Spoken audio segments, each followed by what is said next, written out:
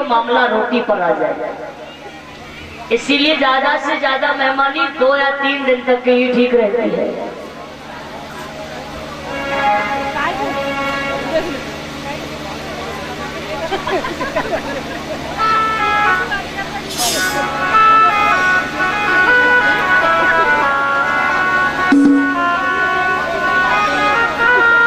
और ये 51 नोटों की माला से ये सम्मान किया है भैया रौनक यादव की तरफ से। साथ ही साथ 211 रुपए ये माननीय श्री विनोद यादव की तरफ से ये हमारा सम्मान किया है।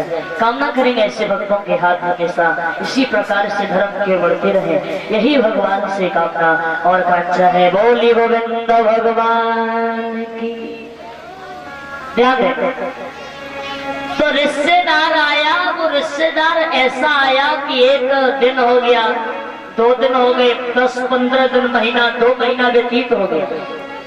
रिश्तेदार ऐसा आया कि वो जाने का नाम ही न ले और खूब खाए और आराम से पड़ा रहे और खाए सो खाए और खाने के साथ साथ कहता कि दाने दाने पर लिखा है खाने वाले का। तो लोग कहते हैं कि तुम्हें तो ये कहना चाहिए कि बोरे बोरे पर लिखा है खाने वाले का नाम, इतना खाते हो तुम। एक व्यक्ति ने महात्मा से कहा कि मेरा बेटा बहुत खाता है। तो महात्मा ने कहा कि तुम्हारा बेटा क्या, कोई भी सही, हर व्यक्ति उतना ही खाता है जितना उसका खाता है, खाते से ज्यादा कोई नहीं खाता है। तो रिश्तेदार आया, खूब खाए और आराम से पड़ा रहे, काम कुछ करे नहीं। अब घर वाले बेचारे बड़ा दुखी हो गए, ये तो जाने का नाम ही नहीं लेता और वो भी कभी अपनी तरफ से सोचता नहीं कि अब मुझे घर जाना चाहिए। तो घर वाले बड़ा दुखी हो गए, पत्नी बड़ी दुखी हो गई। तो शाम हुई तो पति पत्नी दोनों बैठ करके सलाह बनाने लगे। पत्नी बोली अब इसके लिए भोजन हमसे नहीं बनाया जाएगा। तो पति ने कहा क्यों है, मैं उससे कह तो नहीं सकते कि तुम अपने घर चले जाओ, और वो भी जाने का नाम नहीं लेता। तो पति ने कहा कि देखो सुबह हो तो तुम एक काम करना। क्या?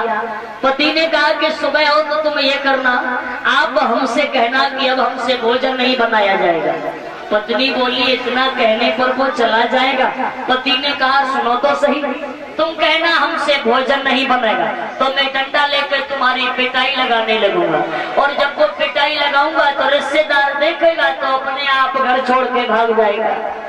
पत्नी बोली चला जाएगा ना? पति ने कहा बिल्कुल चला जाएगा। तो सुबह हुआ और दोनों ने अपना नाटक करना शुरू कर दिया।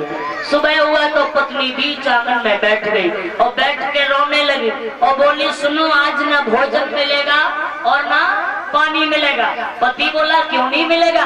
पत्नी बोली हमसे तुम्हारे लिए भोजन नहीं बनाया जाएगा।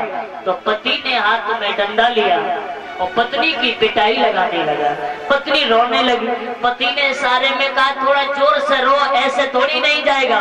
तो पत्नी जोर जोर से रोने लगी।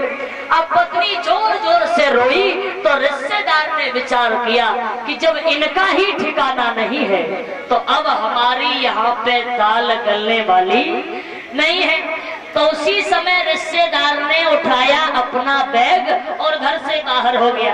अब जैसे ही घर से बाहर हुआ तो पति ने डंडा फेंका और पत्नी के पास जाके बैठ गया और पत्नी से बोला काहे को रो रही हो, चुप हो जाओ, हमका तुम्हें कोई सच में थोड़ी नहीं मार रहे थे, झूठ माट के लिए मार रहे थे। तो पत्नी हंस के बोली हम तो झूठ माट के लिए रो रहे थे, कोई सच में थोड़ी नहीं रो रहे थे। और तब तक रिश्तेदार ने सुन ली और बैग लेके अंदर आ गया, बोला हम तो झूठ माट के लिए गए थे, सच में थोड़ी नहीं गए थे, हम भी तो झूठ माट के लिए गए थे, कोई सच में थोड़ी नहीं गए थे। तो कभी कभी काम बनाने से बनता नहीं है, बिगड़ और जाता है। बोल गोविंद भगवान